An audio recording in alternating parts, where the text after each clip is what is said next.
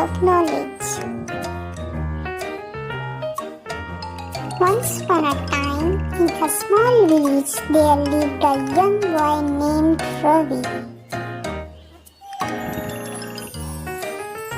Ravi came from a poor family, but he had a burning desire to learn and educate himself.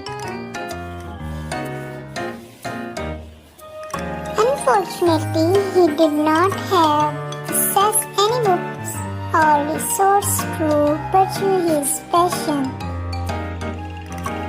One day, he found a book under a big tree.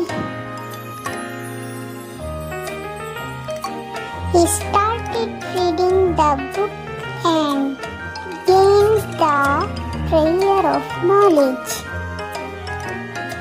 As Ravi continued to read and learn, his knowledge grew, and so did his dream.